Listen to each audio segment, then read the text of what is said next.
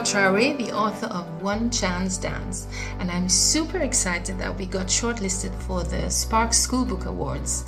That is so fantastic, and I love the idea that children get to choose the winners. One Chance Dance is an adventure story about destiny, friendship, and dance, set in the vibrant city of Lagos in Nigeria. And it's about Jomi, whose mom left him when he was little to go and make a new life for them in Lagos. But when Jomi doesn't hear from her, he worries that something might have gone wrong and decides to run off to find her. But he has no idea where to look, he has no address, and he has to find her in a city of 20 million people. The only clue he has is a dance show that she used to love watching. When he gets there, things become really tough for him and his pet bush baby, until he meets a crew of street kids who take him in, and together they come up with this one chance idea of how to find Jomi's mom. What if they manage to get into that TV show and join the competition? And what if Jomi's mom sees them? The plan is outrageous, but Jomi and his crew will do all it takes. So I thought I'd read the part where Jomi meets his bush baby friend for the first time.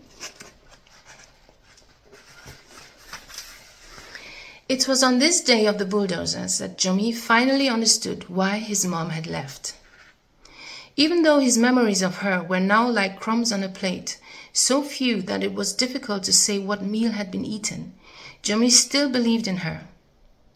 Even though she'd never written like she'd promised, he trusted her and held on to his little crumbs of memories. But it was the day their world was turned upside down by the bulldozers, and the villagers were scattered about like weevils out of a sack of old beans, that he'd really understood. The truth was that here in this village, they were nothing. They were poor and unimportant, like wriggling worms in the hands of a playful child. Jomi spent the day watching the bulldozers, fascinated in a belly-aching kind of way.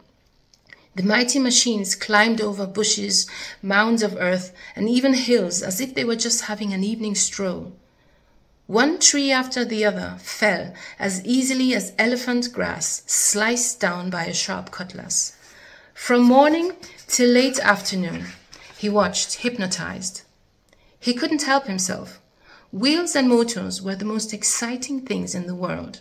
And anyway, it was better watching the destruction site than watching his aunt and the other women wailing and wiping tears off their faces with their head ties, or watching his uncle and the other men in the village shouting at the stony-faced leader of the bulldozer men.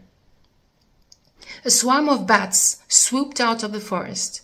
They fluttered overhead, briefly darkening the sky, and then dispersing into the graying distance, beginning the search for a new home. Shrill squeaks followed, ripping through the air and through Jomi's brain. Panicking bush pigs. Suddenly he felt ill, sick and tired of the noise of destruction and of standing in one spot all afternoon. It was gradually getting dark, and the whole scene was beginning to feel ghostly. The truth of what all this meant for the village and for the wild animals was beginning to hit him.